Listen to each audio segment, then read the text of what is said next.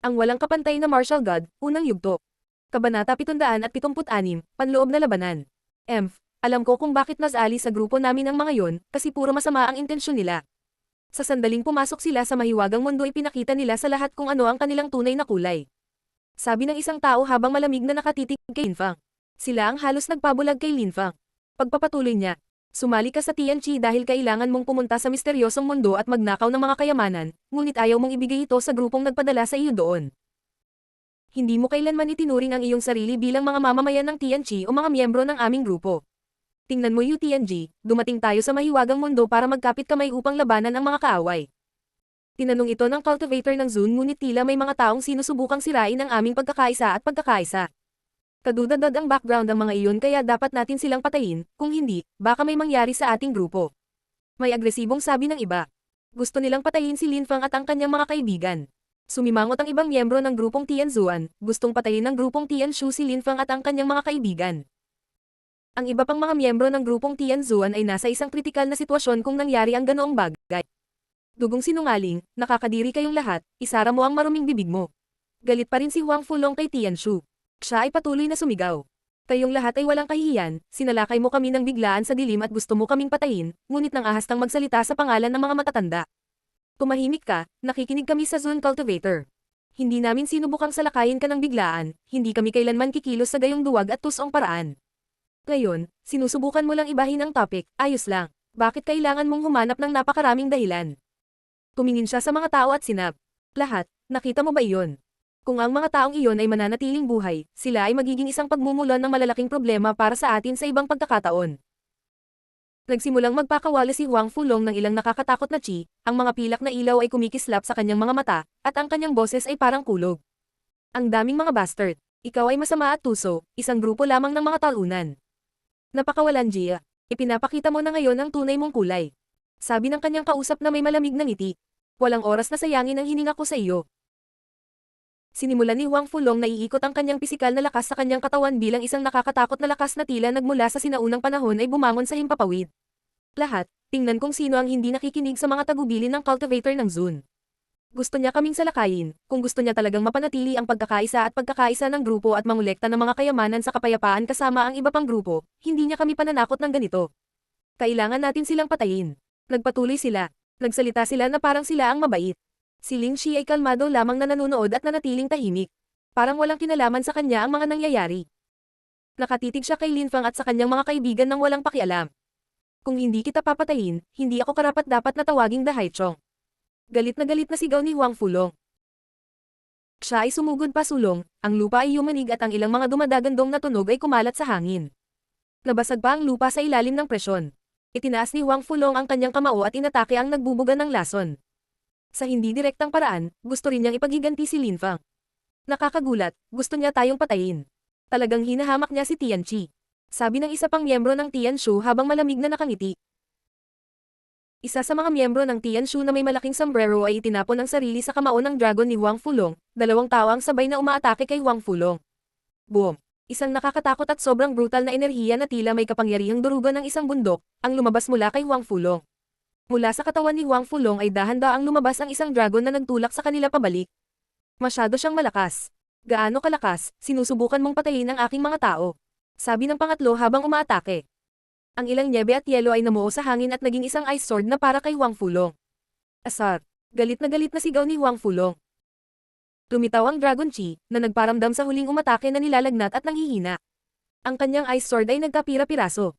Gaano kahanga-hanga, gaano kalupit, gaano karahas. Naisip ng karamihan. Hindi nila akalain na si Huang Fulong, na mukhang mapurol at tanga, ay ganoon kalakas. Kaya niyang labanan ang tatlong kalaban, tatlong henyo ng grupong Tianshu. Mamatay. May ibang umatake kay Huang Fulong, ang kanyang kamay ay na-shoot out sa hindi kapani-paniwalang bilis. Ang kamao na iyon ay naglalaman ng nakakatakot na enerhiya ng yelo. Ang kapaligiran ay napuno ng isang nakakatakot na puwersa habang ang hanging nilikha ng kamao ay nagpanginag sa gulugod ni Huang Fulong. Tama na, malamig na sabi ni Linfang habang kumikilos siya na parang hangin. Bumagsak ang ice wind sa kanyang katawan ngayong nakaharap na siya sa huling sumalakay. Apat na nakikipaglaban sa isa, hindi ka panipaniwala. Gaya ng inaasahan, talagang nakinig ka sa mga tagubilin ng cultivator ng Zun. Sabi ni Linfang habang nakatitig sa mga kalaban. Gusto ng taong iyon na bumalik, ngunit pagkatapos ay nakita niyang umangat si Lin Feng at iniunat ang kanyang kamay. Hinawakan ni Lin Feng ang kanyang braso habang ang isang nakakatakot na pisikal na lakas ay sumalakay sa kanyang katawan. Mamatay. Galit na sigaw ng isang tao habang naglalabas ng ice intent diretso kay Lin Feng. Napapaligiran si Lin Feng ng yelo sa isang iglap, gayunpaman, naglabas siya ng nakakatakot na enerhiya ng espada. Para siyang nagugot ng walang kapantay na espada habang ang yelo ay nawala ng walang bakas. Ang isa pang miyembro ng grupong Tianshu ay naghahanda sa pag-atake ngunit lumingon si Lin Feng, malamig na tumingin sa kanya, at ibinuka ang kanyang bibig. Place rate. Isang nakakatakot na liwanag ng espada sa tao, na umatras at sinubukang umiwas. Boom! Bumagsak ang mga kamao ni Lin Feng sa mga balikat ng taong nasa harapan niya. Ang taong iyon ay nagpalabas ng isang nakakakilabot na tili habang ang kanyang mga balikat ay durog. Isang malamig na chi ang kumalat sa hangin. Bawat miyembro ng grupong Tianshu ay parang kailangan nilang umatake nang makita nilang nag-offensive si Lin Feng. Lahat, hindi mo ba nakikita? Gusto niyang patayin ang mga taga-Tianshu. Kung hindi tayo lumaban, duwag lang tayo. Walang pakialam na sabi ni Ling Exi, binibigyang diin ang bawat salita. Inisip niya talaga na makakatakas siya sa kanyang mga tusong salita laban kina Lin Feng at Huang Fulong. Dahil sinasabi mo na gusto naming patayin ang mga tao mula sa grupong Tianshu, papasayahin kita.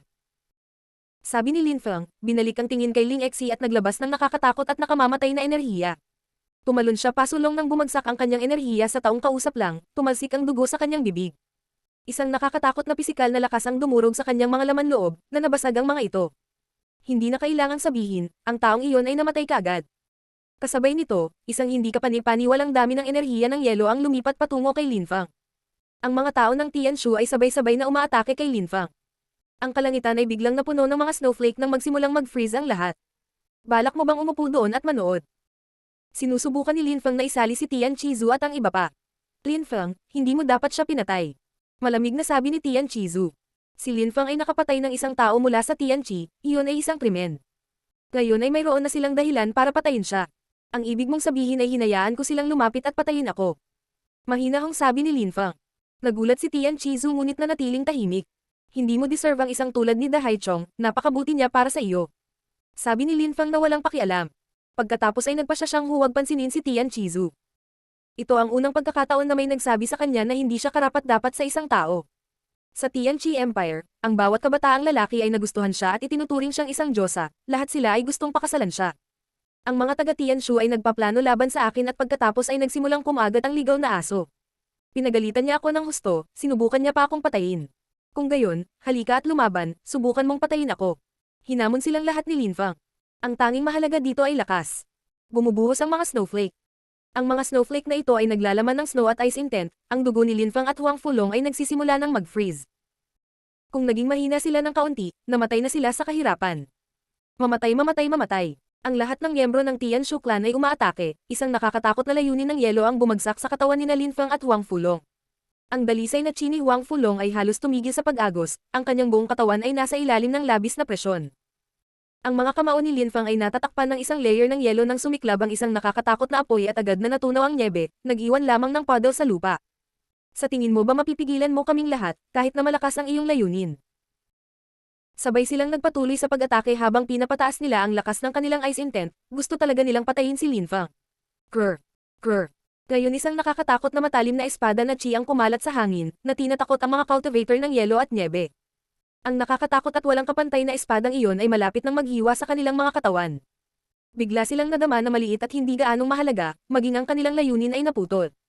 Ang walang kapantay na martial god, unang yugto. Kabanata 777, sino ang pipigil sa kanya? Level 6 Sword Intent. Naisip ng mga taong nanonood kay Lin Feng. Bigla silang natakot nang may kumakalat na lamig sa kanilang mga spinal cord. Nanginginig ang mga kamay nila, nakakakilabot. Hindi nila napigilan ang isang tao na umabot na sa antas-anim ang layunin ng espada. Hindi ko talaga alam kung bakit iniisip mo na napakalakas mo. Nanatiling nakatayo si Lin Feng sa gitna ng mga snowflake na iyon habang lumilipad ang mga ito ng magulo, ngunit hindi siya maabot. Pinuto sila ng kanyang sword intent bago pa sila makalapit. Ang mga tao ay natakot na sila ay mamamatay anumang oras. Mamatay. Galit na sumigaw si Lin Feng habang ang kanyang liwanag ng espada ay bumaba mula sa langit. Ang isang nakatayong malapit sa kanya ay agad na nag-condense ng ilang mga snowflake ngunit nagsimulang tumulo ang dugo sa lupa mula sa pagitan ng kanyang mga kilay, na nabahira ng pula ng nyebe. Mamamatay na ba ako? Namatay ang taong iyon na nakadilat ang mga mata. Siya ay naging isang henyo sa Tianqi, siya ay napiling pumunta sa mahiwagang mundo, ngunit wala siyang pagkakataon na makita ang emperador o makakuha ng mga kayamanan. Higit pa riyan, namatay siya sa kamay ng isang mula sa sarili niyang grupo, sayang. Tumalon si Lin Fang kasabay ng hangin, tila kinokontrol niya ang hangin sa paligid niya. Wind intent. Naisip ng mga tao na natigilan. Una, gumamit siya ng layunin ng apoy, pagkatapos ay gumamit siya ng isang nakakatakot na layunin ng espada, at ngayon ay gumagamit siya ng layunin ng hangin. Gumalaw siya na parang hangin, iyon lang ang paliwanag. Si Lin Feng, nag-iisa, ay maaaring gumamit ng tatlong magkakaibang layunin. Bukod pa rito, napakahusay niya sa paggamit ng lahat ng ito, lalo na ang layunin ng espada na nasa ika-6 na antas. Pakipot. Iniunat ni Lin Feng ang isang daliri kung saan nag-condense siya ng nakakatakot na matalas na sword energy, tila ang kanyang katawan ay naglalaman ng milyon-milyong espada. May nabangga siya na naging pulbos. Hindi nila kayang makipagkompetensya kay Lin Feng. Gusto niyo akong patayin, pero kaya niyo ba? Tumingin si Lin Feng sa mga tao, sino man na ang mga mata ay nakasalubong ni Lin Feng ay agad na tumingin sa ibang lugar. Hindi sila naglakas loob na tumingin sa kanya, masyadong nakakasilaw at masakit ang matatalim na ilaw na kumikislap sa kanyang mga mata. Nagpatuloy si Lin Feng sa pasulong at tumingin sa taong nagbabalak laban sa kanya. Paano ba naman, paanong naging ganoon kalakas si Lin Feng? Paano ito naging posible? Paanong ang layunin ni Lin Feng ay maaaring magparamdam sa kanya ng sobrang kahinaan? Una, may paka nakalaban sa akin, tapos gusto mo akong patayin, tapos gusto mong patayin ang kaibigan ko. Hindi ako nakinig sa mga matatanda, ito ay dahil ikaw ay tuso at masama kaya dapat kitang patayin. Tumalon si Lin Feng pasulong. Tumakbo pabalik ang taong iyon, takot na takot. Gayunpaman, si Lin Feng ay nakalusot din sa ika-9 na Zuan-Chi layer at sa kanyang hangarin sa hangin, walang pagkakataon na makatakas. Naabutan siya ni Lin Feng, ang kanyang espada ay gumagapang sa kalangitan habang kumitilito ng buhay. Isa pang napakalakas na cultivator ang namatay. Maaaring patayin ni Lin Feng ang mga cultivator ng ika-9 na layer ng Zuan-Chi na parang pumapatay siya ng mga simpleng insekto. Napatay na ni Lin Feng ang 3 tao ngunit hindi siya tumigil. Ang mga tao mula sa grupong Tianshu ay 2 beses na nagsabi na gusto nila siyang patayin, inatake nila siya ng biglaan sa tunnel at muli sa bagong lugar kung saan sila nagsimulang muli. Dahil sa ganoong paraan, hindi maipakita ni Lin Feng ang anumang awa, kailangan niyang gumawa ng halimbawa mula sa grupong ito. Ibinaling ni Lin Feng ang kanyang ulo habang ang mga sword lights ay nagliliwanag sa kalangitan, sila ay nakaturo sa mga cultivator mula sa Tianshu group. Bumalik. Ang mga cultivator ng grupong Tianshu ay natakot. 1,000,000 sword lights ang nakaharap sa kanila at naramdaman nilang dumating na ang kanilang araw ng paghuhukom. Paano ito posible? Halimaw siya. Malakas ang tibok ng kanilang mga puso. Bakit ka tumatakbo? Akala ko ba gusto mo akong patayin? Malamig na nakangiti si Lin Feng ngayon. Ang kanyang 10,000 sword lights ay gumagalaw ng mas mabilis patungo sa kanila, ang mga kulay ng earth at langit ay nagbabago, ang kanyang mga sword lights ay sumisipol ng galit. Patayin. Tumigil si Lin Feng sa pakikipaglaro sa kanila. Ang kanyang 10,000 sword lights ay naging 4 na espada. Naglaho ang mga tunog ng pagsipol ng humakbang ang 4 na nakamamatay na espada. Bagamat umatras sila, alam nilang hindi na nila kayang pigilan pa. Diretso ang mga ilaw sa kanila habang tumutulo ang dugo mula sa pagitan ng kanilang mga kilay. Sa 8 henyo mula kay Tianshu, 1 na lang ang natitira. Ang pinuno ng grupo, si Ling Exi. Si Huang Fulong ay mukhang tuwang-tuwa, ngunit nakatulala at hindi makapagsalita. Ibinuka niya ang kanyang bibig para magsabi ng isang bagay kay Lin Feng, ngunit walang lumabas. Hindi niya akalain na si Lin Feng ay nakakatakot. Hindi napigilan ni Ling Exi na manginig, hindi niya akalain na si Lin Feng ay magiging ganoon kalakas. Walang nakapidyo sa kanya. Pinatay mo ang lahat mula sa grupong Tianshu at ipinagkanulo si Tianqi. Nagnangalit si Ling Exi. Pinagkanulo ko si Tianqi. Tila nakahanap ng katatawanan si Lin Feng dito. Nais mo noong una akong patayin, ngunit sa halip ay pinatay ko kayong lahat nang dumating ang pagtulak. Anong kasalanan ang mayroon sa pagtatanggol sa sarili? Pasulong si Lin Feng. Tayo ay dumating bilang isang grupo na kumakatawan sa Tianqi na may isang panuntunan, hindi upang ipagkanulo ang ating bansa. Rilipon mo ang grupong Tianshu. Isang napakasamang tao lang ang makakaisip na makatakas sa pagtataksil na ito. Nakakatawa ka, sobrang katawa-tawa na nakakalungkot. Sinubukan mo akong patayin ngunit nabigo, kaya pinatay kita. Kumbinsido ako na ang mga matatanda ng Tianqi ay kakampi sa akin. Tapos na si Lin Feng sa pakikipagtalo. Siya condensed ilang espada layunin na kung saan ay malawak na tulad ng isang karagatan, naglalabas ng sipol tunog habang ito whip tungkol sa. Tama na yan. Sapat na ang napatay mo sa kanila. Gusto mo ba talagang lipulin ang buong grupo ng Tianshu? May galit na galit. Sila ay mula sa grupong Yaoguang. Si Ling Exi ang huling miyembro ng grupong Tianshu, mahirap ipaliwanag kung ang grupo ay bumalik ng ganito. Tumingon si Lin Feng at tumingin sa pinuno mula sa grupong Yaoguang. Talaga, Lin Feng, pinatay mo ang 7 sa kanila, sapat na iyon. May ibang nagpasya na tumunog din. Sobra na yata ang narating mo. Miyembro ka ng grupong Tianzuan ngunit nilabag mo ang aming isang tuntunin. Pinagtaksilan mo si Tianqi. Lahat ay biglang pumupuna at sinisisi si Lin Feng, ngunit ang kanyang puso ay hindi natitinag. Malamig siyang ngumiti at sinabi, nagplano sila laban sa akin at alam ninyong lahat. Ang grupong Tianzuan ay palaging inaapi at walang nagpoprotekta sa amin kapag nangyari ito. Ang tanging dahilan kung bakit lahat kayo ay nagagalit ay dahil natatakot kayong bumangon ng grupong Tianzuan. Gusto mong panatilihin kaming kontrolado para sa halip ay sumikat ang iyong mga grupo sa hinaharap. Gaano katapangan? Ikaw ay talagang walang pakundangan at mayabang. Lahat ay pinabulaanan ng mga salita ni Lin Feng. Dahan-dahang lumingon si Lin Feng at hindi tumingin sa kanila, dapat mamatay ang mga gustong pumatay sa akin. Hindi mabilang na mga espada ang muling lumitaw sa kalangitan habang tinangka ni Lin Feng ang antas ng kasanayang iyon ng Tian na may average na kalidad. Isang beses pa lang niya ito nagawa noon, ngunit kasama ng kanyang level 6 sword intent, lubos siyang kumpiyansa. Isang espada ang nahulog mula sa langit habang ang pinuno ng Tian Shu Group, si Ling Exi, ay agad na namatay. Wala siyang oras para mag-react. Hindi mahalaga kung ikaw ang pinuno ng grupong Tianshu o anumang henyo, iisa lang ang resulta kapag kaharap si Lin Feng.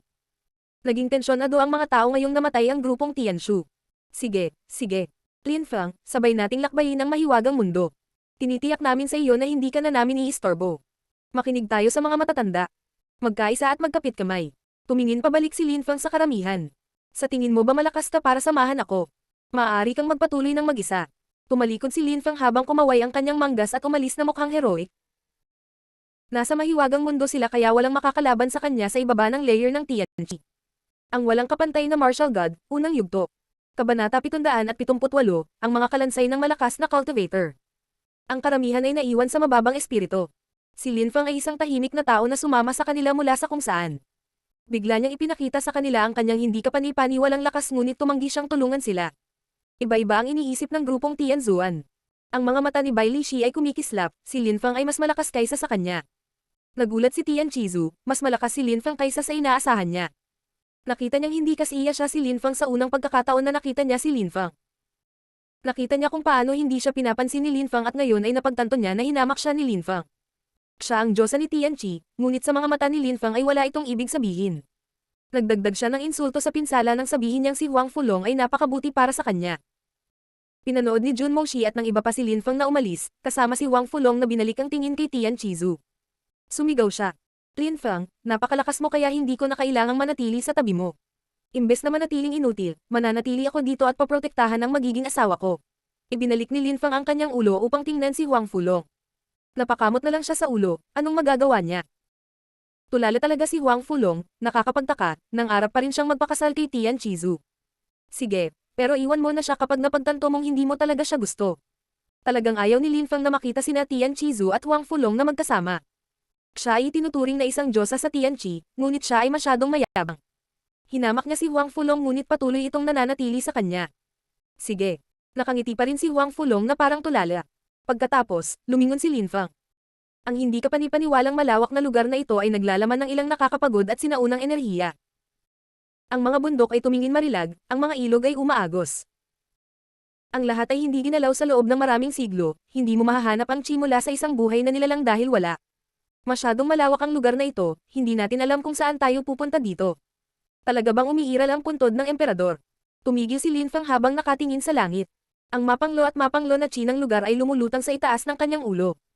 Nauna nang dumating ang mga cultivator, at ang sabi ng mga alingaw na ang mga gumawa nito ay napakalakas, kaya't sila ay pinahahalagahan ng mga imperyong may katamtamang kalidad. Hindi masyadong madaling humanap ng kayamanan, lalo na kung paano natin nasundan ang mga naagaw na ng ilan dito. Nakikiramay si Jun Moshi. Sumang-ayon si Lin Feng. Ang aming grupo ay unang tumawid sa kalawakan, kung kami ay gumagala ng walang patutunguhan, mawawala ang aming unang superiority. Kailangan nating manatili sa isang direksyon hanggang sa makahanap tayo ng isang bagay. Hinahanap ni Tang Yuyu ang langit, ang kanyang magagandang mata ay puno ng determinasyon. Siya ay sinusubukan upang magpasya sa isang direksyon upang pumunta. Hindi ko alam kung saan tayo nanggaling. Umiling si Tang Yuyu ngayon. Habang tumatawid sila sa kalawakan, nahihilo sila at umiikot ang kanilang mga ulo. Hindi nila alam kung saang direksyon sila nanggaling. Tang Yuyu, hindi lang ikaw, nawala din ang iba. Mukhang nag-iisip si Lin Feng, pagkatapos ay sinabi, pumunta tayo sa Hilaga. Bakit North? Na-curious si Tang Yuyu. Ang kamatayan chi ay napakakapal doon. Nangatuwiran si Lin Feng na ang pinakamahusay na mga gantimpala ay natagpuan na may pinakamalaking panganib.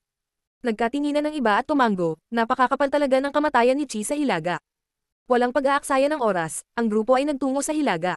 Tiyak na ginawa nila ang tamang desisyon dahil wala silang nakitang tao sa daan. Pagkaraan ng isang oras, natuklasan nila ang isang matarik na dalisdis kung saan nagmumula ang malakas na kamatayan ni Chi. Isang balangkas. Nakakita si Lin Feng ng isang kalansay sa hindi kalayuan sa harapan nila, na tuyo sa edad. Napakaraming skeleton. Ang iba ay nakahanap ng marami pa. Nagpatuloy sila sa pasulong, isang banayad na simoy ng hangin ang humahaplos sa kanilang balat. Ang ilang mga kalansay ay naging alikabok habang tinatangay sila ng simoy ng hangin. Marahil ay naroon na sila sa hindi maiisip na tagal ng panahon. Ang mga cultivator ng layer ng Tianqi ay maaaring mag-fuse sa Earth salamat sa pagsasanib ng Earth ng tao. Nananatili silang determinado kahit na pagtatapos ng kamatayan. Ang mga katawan na ito ay nawawala sa isang simoy kaya malamang na sila ay cultivator ng Zuanqi layer.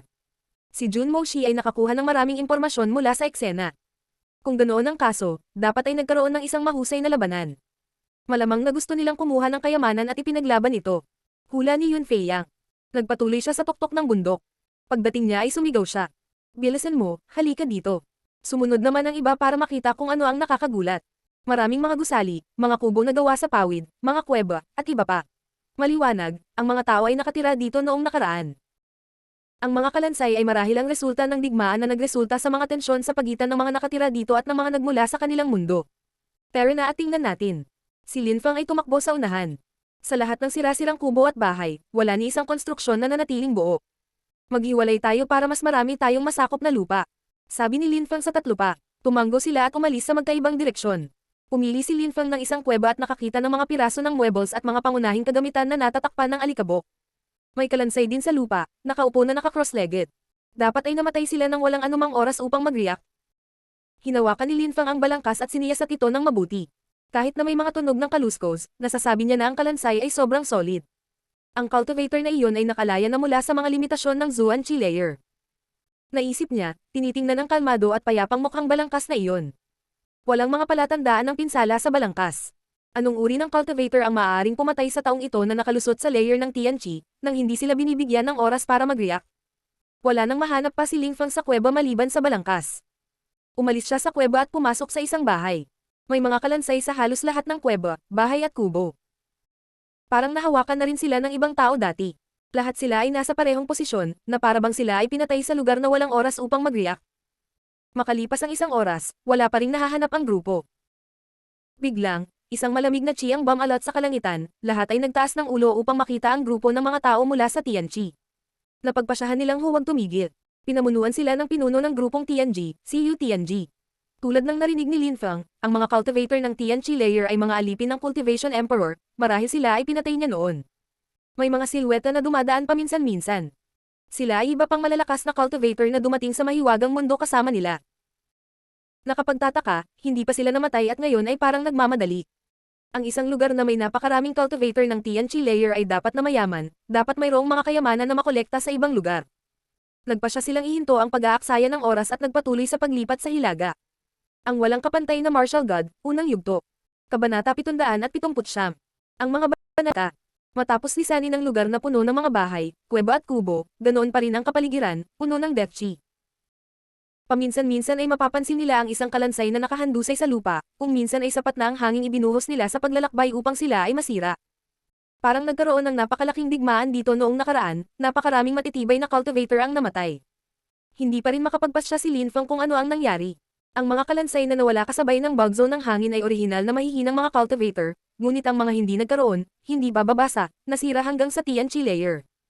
Ano lang nangyari dito? Nagpatuloy sila sa pasulong at unti-unting natuklasan ang ilang maningning na bundok at ilog. Kahit na ang kapaligiran ay napuno pa rin ng isang death chi at tila mapanglo, ang tanawin ay napakarilag at malago. Napadpad din sila sa isa pang sirang pavilion.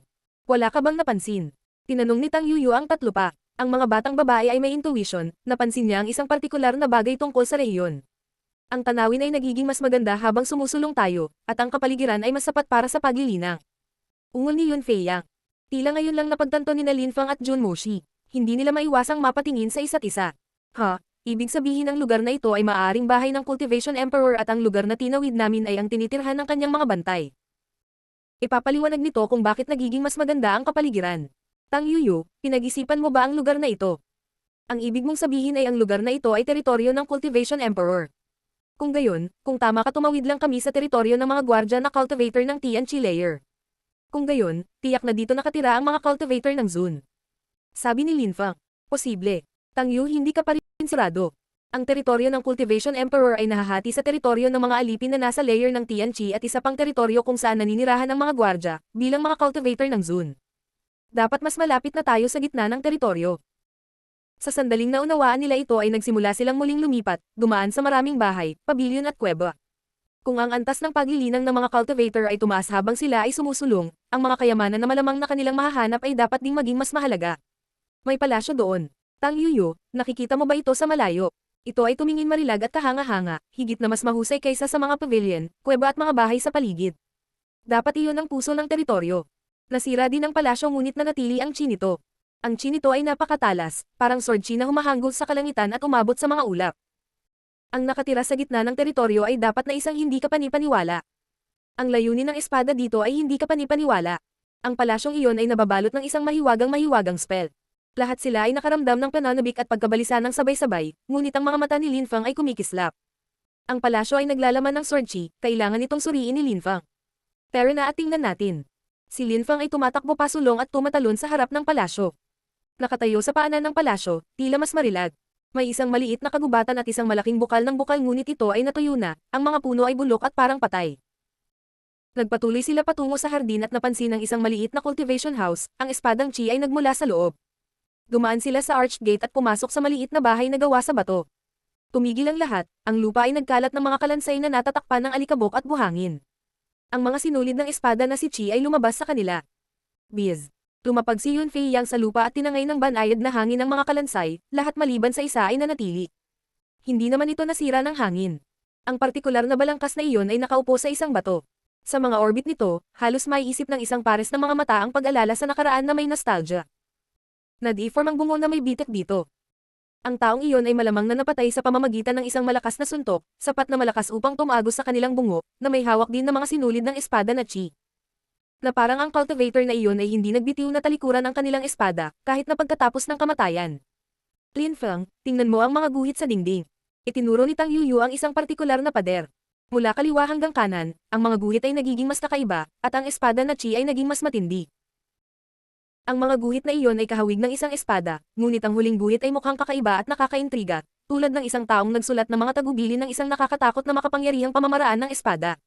Siyempre, ang higit na ikinagulat ni Lin Fang ay ang huling pagguhit ay hindi mukhang simple, maraming mga stroke na nagsasama-sama na parang mga ugat.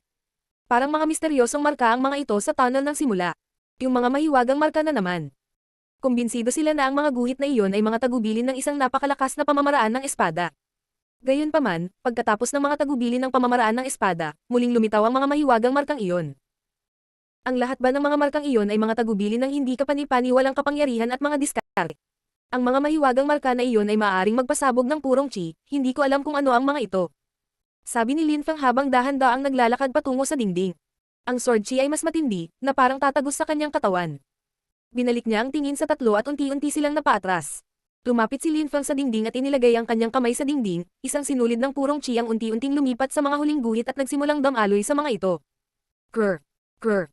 Boom. Sa isang iglap, isang nakakatakot na espada na si Chi ang lumabas sa dingding at nagbuga ng nakakasilaw na liwanag. Tila kaya nitong putulin ang espasyo sa kanilang paligid, naglalabas ito ng mga dumadagandong na tunog sa kapaligiran na umalangaw sa buong paligid sa hardin. Nang mawala ang sword chi, isang ulap ng alikabok ang tumaas sa hangin. Nagsimulang tumibok ang puso ni Lin Fang. Dahil sa takot, binawi niya ang kanyang kamay, hindi siya nang ahas na ipagpatuloy ang pagpapakawalan ng purong chi. Kung ipagpapatuloy niya ang mga resulta ay maaari lamang maging sakuna. Nakakatakot na espada. Ang iba ay nakatingin sa mga pattern, iyon ay isang sword tech. Mayroong 81 guhit, ang mga huli ay naging isang napakalakas na pattern ng mga misteryosong marka. Marahil ang isang napakalakas na cultivator ay nagsasanay sa pagtatanim ng espada dito. Sa isip ni Lin Fang, nakatitig sa mahiwagang pattern ng detalyado. Mula kaliwa hanggang kanan, tila unti-unting lumalim ang pagkaunawa ng cultivator sa mga espada. Ang mga guhit sa kanan ay inukit ng mas malalim sa bato kaysa sa mga nauna at mas komplikado, tila isang napakatalim na espada ang ginamit upang ukit ang mga ito. May naintindihan silang apat. Ang hindi kapanipaniwalang lakas na nakapaloob sa mga mahiwagang markang iyon ay hindi makapaniwala at mahiwaga. Maaaring kailanganin nilang maghintay at maging mga cultivator ng Zun bago maunawaan ang abstruse significance o abstruse energy, bago maunawaan ang mga mahiwagang markang iyon. Nararamdaman ko na ang kinakaharap natin dito ay may lakas na higit pa kaysa sa layer ng Tianqi. Sabi ni Tang Yuyu sa mahinang boses. Gayunpaman, malinaw na narinig siya ng lahat ng iba at may parehong pakiramdam. Ang mga mahiwagang markang iyon ay may lakas na lumampas sa layer ng Tianqi. Hindi nila ito maintindihan, ngunit mahiwaga, maaari nilang gamitin ang purong chi para palayain ang mga markang iyon. Sumimangot si Yun Fei Yang at mukhang nag-iisip. Fei Yang, ano ang iniisip mo? Napansin ni Lin Feng na may iniisip si Yun Fei Yang. Sa tingin ko alam ko kung ano ang mga marka na iyon. Kumislap ng husto ang mga mata ni Yun Fei Yang. Ipinagpatuloy niya. Sa isang luma at hindi kumpletong sinaunang aklat, sinabi na sa panahon ng maunlad na panahon ng paglilinang ay may mga napakalakas na cultivator na umabot sa kaliwanagan. Maaari nilang hiramin ang lakas ng araw at buwan, walang imposible para sa kanila. Sila ay makapangyarihan sa lahat. Ang mga napakalakas na cultivator na iyon ay maaaring sirain ang buong mundo, at maaaring magukit ng mga mahiwagang marka sa iba't ibang mga ibabaw, na tinatawag na mga banal na marka. Ang mga banal na markang iyon ay maaari ding humiram ng lakas ng earth at langit, ng araw at buwan. Ang walang kapantay na martial god, unang yugto. Kabanata 780, mga pamilyar na mukha. Banal na marka. Bulong ni Lin Feng. Ang mga cultivator ng layer ng Tianqi ay umaasa sa layunin at sa lakas ng katawan na ibinibigay ng kanilang antas ng paglilinang, na nagbigay daan sa kanila na magsagawa ng napakalakas na pag-atake. Gayunpaman, sa harap ng mga banal na markang iyon, hindi sapat ang mga cultivator ng layer ng Tianqi. Ang pagpapakawala ng kaunting purong chi sa mga banal na marka ay sapat na upang lumikha ng isang nakakatakot na pag-atake, kaya ang mga taong kumokontrol sa mga banal na marka ay malamang na nakakatakot. Ano ang kailangan para ukit ang mga bagay na iyon? Kailangan ba nilang paikliin ang pisikal na lakas o iba pa ba ang gamit nila? May iniisip si Lin Feng sa kanyang ulo. Ganyan dapat. Wala talagang nakakaalam. Kung ang mga marka ay makakapaglabas ng ganoong kalaking kapangyarihan, ano pa kaya ito? Gusto kong manatili dito. Inanunsyo ni Lin Feng sa tatlo pa, at idinagdag. Kahit na hindi ko alam kung ano ang mayroon tayo dito, ang 18 mga guhit na iyon ay naglalaman ng abstruse sword energy na naging mga banal na marka. Kung naiintindihan ko ang isa o dalawa sa mga guhit, sigurado akong lalakas ako. Dahil ito ang unang lugar na natuklasan natin, isaalang-alang natin itong kapalaran. Dapat kayong lahat ay pumunta at maghanap ng higit pang mga kayamanan, huwag niyo na akong hintayin. Magkita tayo mamaya. Ayaw iwan ni Lin Feng ang mga banal na marka, naglalaman ang mga ito ng mga lihim ng espada. Noong nakaraan, marami ang dumating, ngunit sila ay mahina kaya namatay sila sa mga banal na marka. Ang iba ay nag-aalinlangan hanggang sa tumanggo si Jun Moshi at nagsabi. Ang isang malakas na cultivator na makakapagukit ng mga banal na marka ay maaaring pumatay ng mga cultivator sa pamamagitan lamang ng paghampas sa kanila, maaari mong isipin kung gaano sila kalakas. Gayunpaman, sa mahiwagang mundo, ang mga ganoong lugar ay dapat na marami. Tamang-tama ang lugar na ito para sa mga cultivator ng espada, si Lin Feng ay nagsasanay ng sword cultivation kaya makatuwiran na manatili siya. Iwanan natin siya dito at magpatuloy. Sige, pero Lin Feng, sa malawak at halos walang katapusang misteryosong mundo, para kaming mga langgam sa karagatan. Huwag ka masyadong magtakaw dito, kaya huwag kang mag-atubiling umalis kung kailangan mo. Sinabi ni Yun Fei Yang kay Lin Feng. Sa gitna ng grupong napunta sa misteryosong mundo, walang nakalusot sa layer ng Tianqi, sigurado siyang hindi nila mapapatay si Lin Feng.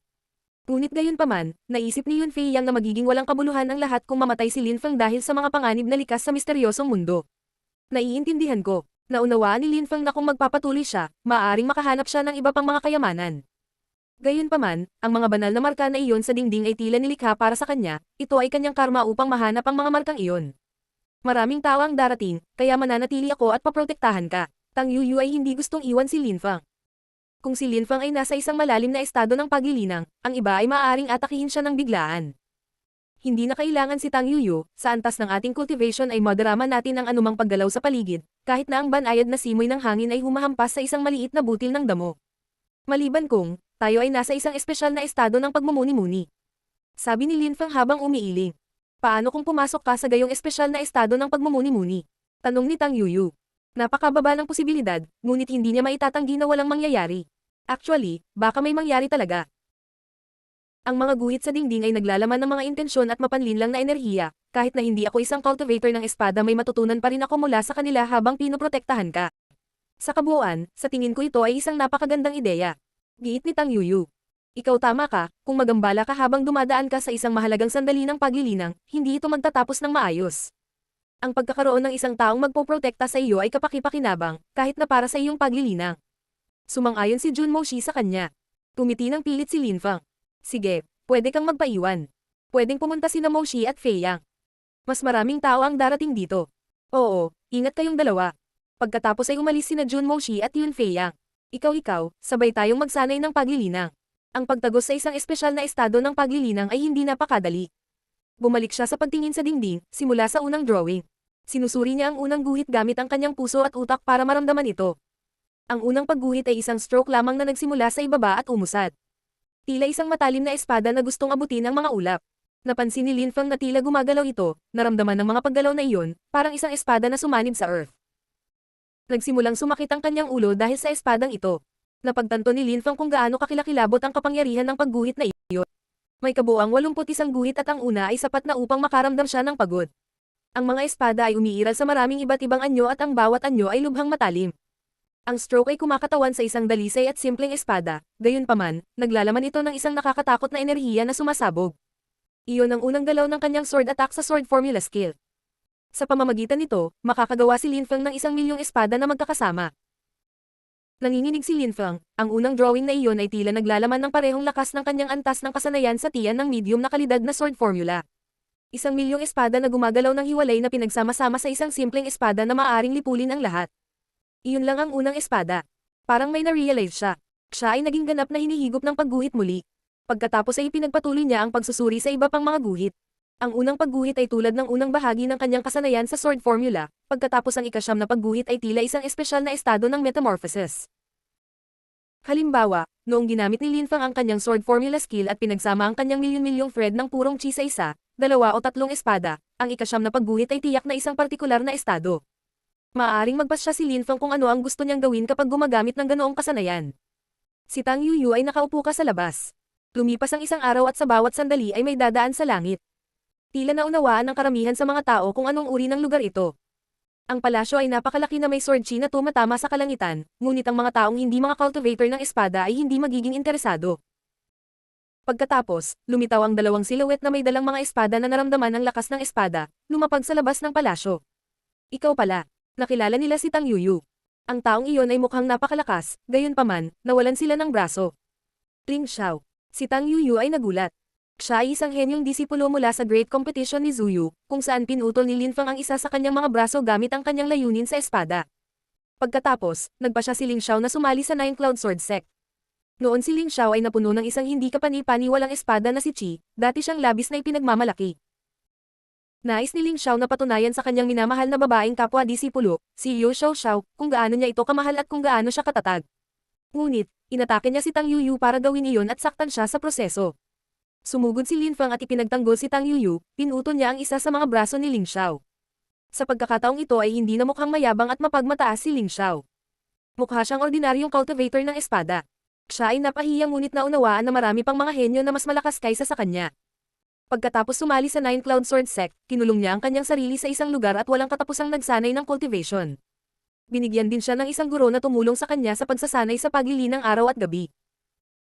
Nakipaglaban pa siya sa ilang cultivator ng layer ng Tianqi upang maging mas malakas, para sa tanging layunin na maging mas malakas, kung hindi man. Alam niyang hindi magiging asawa ang kapwa niya disipulo. Siyempre, ang mga pagsisikap ni Ling Xiao ay lubhang kapakipakinabang, hanggang sa lahat ng tao sa Nine Cloud Sword Sect ay nagulat. Level 5 na ngayon ang sword intent ni Ling Xiao. Kilala mo siya. Nagtataka ang kasama ni Ling Xiao. Siyempre kilala ko siya, nawalan ako ng braso dahil sa kanya. Napakalamig ni Ling Xiao. Malakas ba ang magandang babaeng iyon para putulin ang braso ni Ling Xiao? Kung ayaw mong mawalan ng kabilang braso, ipinapayo ko sa iyo na mainas ka. Tila hindi pinatawad ni Tang Yuyu si Ling Xiao. Sabi niya, bullshit, lagi kang malayo sa level ko. Maliban na lang kung aatakehin ako ni Lin Feng, walang ibang makakaputol sa kabilang braso ko. Mukhang wala si Lin Feng dito, kaya parang makakaganti ako. Naglabas si Ling Xiao ng nakakatakot na sword intent kay Tang Yuyu, na ikinagulat niya na ang sword intent ay level 5. Masyadong mabilis ang pag-unlad ni Ling Xiao, hindi pa rin niya ito kayang harapin. Nabawi ni Tang Yuyu ang kanyang kalmado. Malaki ang pag-unlad mo, binabati kita. Kailangan mong makita kung gaano kalakas si Lin Feng. Gusto mo ba talagang mawalan ng isa pang braso? Tumabi siya at itinuro ang isang tao sa likod niya, tingnan mo kung sino ang nasa loob.